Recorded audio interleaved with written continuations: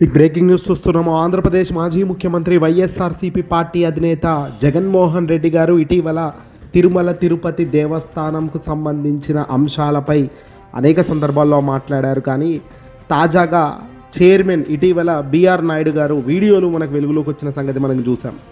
సాక్షాత్తు తిరుమల తిరుపతి పవిత్రతను దెబ్బతిన్న మాదిరిగా ఆయన ఒక చైర్మన్ పదవిలో ఉన్న వ్యక్తి చేస్తున్న పనులపై మాజీ ముఖ్యమంత్రి జగన్మోహన్ రెడ్డి గారు చాలా ఆగ్రహం వ్యక్తం చేశారు. ప్రపంచవ్యాప్తంగా కోట్లాది మంది భక్తులకు కలియుగ ప్రత్యక్ష దైవం వెంకటేశ్వర స్వామి కొలువై ఉన్న తిరుమల తిరుపతి ఆలయాల నిర్వహణ, పరిపాలన అత్యంత పవిత్రమైన బాధ్యతతో కూడుకున్న పని. అత్యంత నియమ నిష్టలతో చేయాల్సిన బాధ్యత ఉంది ఈ చైర్మన్ కానీ ఇతరులు కానీ. అందులో అత్యుత్తమ టీటీడీ బోర్డు చైర్మన్ అంటే చాలా గొప్ప విషయం. ఎన్నో జన్మల కృషి, ఎంతో పుణ్యం చేసుకుంటే తప్ప ఆ బాధ్యతలో మనం కూర్చోలేమంటారు. మరి అట్లాంటి బాధ్యతలో మనం కూర్చొని, అట్లాంటి గొప్ప పదవిలో మనం కూర్చొని టీటీడీ చైర్మన్ పదవిలో ఉంటూ మన వ్యక్తిత్వం, అచంచల భక్తి, నిబద్ధత, నిష్ట కలిగిన వారై ఉండాలి. కానీ చంద్రబాబు నాయుడు గారు ఈ పవిత్రతను స్థానాన్ని స్వర్ణ రాజకీయాలకు వేదికగా మార్చారు అంటూ జగన్మోహన్ రెడ్డి గారు ఆవేదన వ్యక్తం చేస్తూ ట్విట్టర్ వేదికగా ట్వీట్ చేశారు. ఆలయ ప్రతిష్టతను మంటగలిపేలా వ్యవహరించారు. ఒక బాధ్యత మహిళా ఎన్నికలకు ముందే చంద్రబాబు నాయుడు గారికి లేఖ రాస్తూ ప్రస్తుత టీటీడీ చైర్మన్ తనను మోసం చేశాడని, తన జీవితంతో ఆడుకున్నాడని, ఏ చిన్న పనితో ఆడవారి వచ్చినా కూడా వాళ్ళని ఇబ్బంది పెట్టాడంటూ ఫిర్యాదులు చేసినా పట్టించుకోలేదు.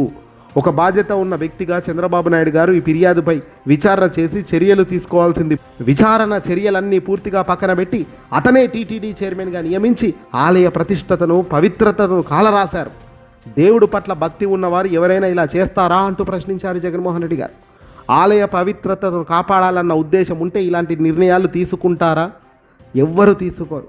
కానీ చంద్రబాబు గారికి భక్తి లేదు, శ్రద్ధ అంతకన్నా లేదు, దేవుడి పట్ల భయం కూడా లేదని మరోసారి రుజువైంది. లడ్డూలో వాడే నెయ్యి విషయంలోనూ చంద్రబాబు గారికి అదే నిర్లక్ష్యమని జగన్ అన్నారు. నెయ్యి క్వాలిటీ బాగోలేదని ఈ చంద్రబాబు నాయుడు గారి హయాంలో టీటీడీ ల్యాబ్స్ తిప్పి పంపితే మళ్ళీ అవే క్వాలిటీ లేని నెయ్యిని ట్యాంకర్లను వెనక దొడ్డిదారిలో వెళ్ళడం, ఆయన హయాంలో వచ్చిన ఆ దొడ్డిదారిలో వచ్చిన ట్యాంకర్లు తిరిగి వెళ్ళిన ఆ ట్యాంకర్లే మళ్ళీ రావడం, టీటీడీ దాన్ని అంగీకరించి అనుమతించడం, అక్కడి నుంచి తిరుమల లడ్డు తయారీలో వాడటం. ఇదే విషయాన్ని సిబిఐ సిట్ మొదట ఛార్జ్ షీట్ 64-91 పేజీలో, అలాగే ఫైనల్ ఛార్జ్ షీట్ 44వ పేజీలో క్లియర్గా మెన్షన్ చేస్తే ఆ విషయాన్ని చాలా స్పష్టంగా చెప్పిన విషయాన్ని జగన్ ఇక్కడ బల్ల గుద్ది చెప్పారు. చంద్రబాబు నాయుడు గారికి దేవుడి పట్ల భక్తి లేదు, ఆలయాల నిర్వహణ పట్ల శ్రద్ధ అంతకన్నా లేదన్న దానికి ఇంతకు మించిన ఉదాహరణ ఏముంటుంది అంటూ కూడా అన్నారు ఆయన. ఈ రకంగా చంద్రబాబు నాయుడు గారు తిరుమల లడ్డూ ప్రసాదం విషయంలో తప్పు చేసి దాన్ని వేరొకరి మీదికి నెట్టి మళ్ళీ దాని మీద రాజకీయ దుమారం రేపుతూ ఆ నెయ్యితో స్కాములు చేస్తున్నాడని, మరోవైపు 2014-2019లో టీటీడీ నెయ్యి కొనుగోలు ధర దాదాపు 278 నుంచి 330 రూపాయలు ఉండేది. అయితే 2019-2024 మధ్య కూడా నెయ్యి సగటు రేటు కూడా దాదాపుగా అంతే. చంద్రబాబు గారు తాను ముఖ్యమంత్రిగా ఉంటూ నెయ్యి విషయంలో తప్పుడు ఆరోపణలు చేస్తూ దానిపై రాజకీయ దుమారం రేపుతూ తన హెరిటేజ్కి సంబంధించిన మ్యానుఫ్యాక్చరింగ్ కంపెనీకి ఇందాపూర్ డైరీకి కిలో నెయ్యి ఏకంగా 658 రూపాయలకు, అంటే 2025 నుంచి ఈ అమ్మకాలు కట్టబెట్టారు. కేవలం లాభాల కోసం, లాభాలు ఆర్జించే కోసం ఏకంగా వాళ్లకు సంబంధించిన మ్యానుఫ్యాక్చరింగ్ కంపెనీకి 658కి కిలో నెయ్యికి కొంటున్నారు. ఆ లాభాలు ఆర్జిస్తున్నారు.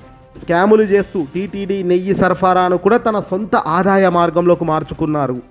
ఆలయాల నిర్వహణలో చంద్రబాబుకు భక్తి లేదు, శ్రద్ధ లేదు, నిష్ట లేదు, నిజాయితీ అంతకన్నా లేదనే దానికి ఇది మరొక ఉదాహరణ అంటూ తాజాగా జగన్మోహన్ రెడ్డి గారు చాలా ఉద్వేగమైన, చాలా నిజాయితీతో కూడిన బాధను వ్యక్తపరుస్తూ తాను చేసుకొచ్చారు. అంటే బిఆర్ నాయుడు వ్యవహార శైలి ఏంటి, తిరుమల తిరుపతి లడ్డు కాంట్రాక్ట్లో స్కాములు ఏమిటి, ఆ సాక్షాత్తు ఆ చైర్మన్ రాసలీలలో బయటపడ్డప్పటికీ కూడా చలనం లేని చంద్రబాబు డిప్యూటీ సీఎం మౌనం చూస్తుంటే నిజంగా బాధ కలుగుతుంది.